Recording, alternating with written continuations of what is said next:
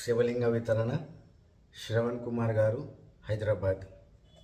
అలాగే మరొకరు శ్రావణి గారు హైదరాబాద్.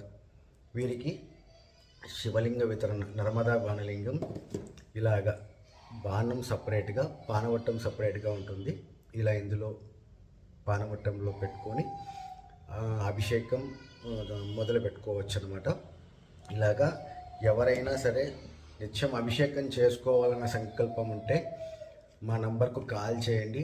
తప్పకుండా అంగుష్ట ప్రమాణం దాటకుండా, ఇంట్లో గృహంలో పెట్టుకోవడానికి అంగుష్ట ప్రమాణం మించి శివలింగం ఉండకూడదు. కనుక అంగుష్ట ప్రమాణం దాటకుండా శివలింగాన్ని తప్పకుండా వితరణ చేస్తాం. ఇది కేవలం శివసేవ మాత్రమే, వ్యాపార నిమిత్తం కాదు. గుర్తుపెట్టుకోవాలి. ఎవరు డొనేషన్లు ఎవరి ఇదితోనూ నేను చేయట్లేదన్నమాట.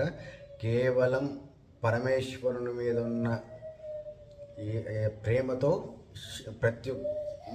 నా గృహాన్ని ఇలాగా శివాలయం చేశాను.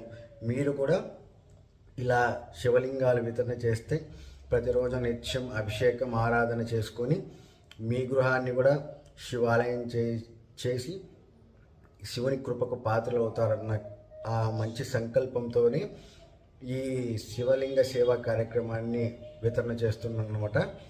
ఎవరైనా శివ పూజకు అర్హులే.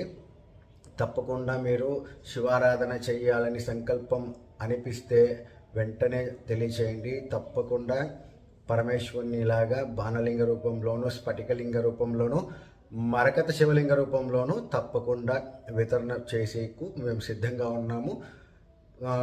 మీరు నిత్యం శివారాధన ఉదయం భాగంలో కానీ, సాయంత్రం భాగంలో కానీ, ప్రదోష వేళలో కానీ తప్పకుండా నిత్యం శివారాధన చేయాలన్న ఉద్దేశంతోనే మీకు మేము ఇలాగ వితరణ చేస్తున్నాం అన్నమాట.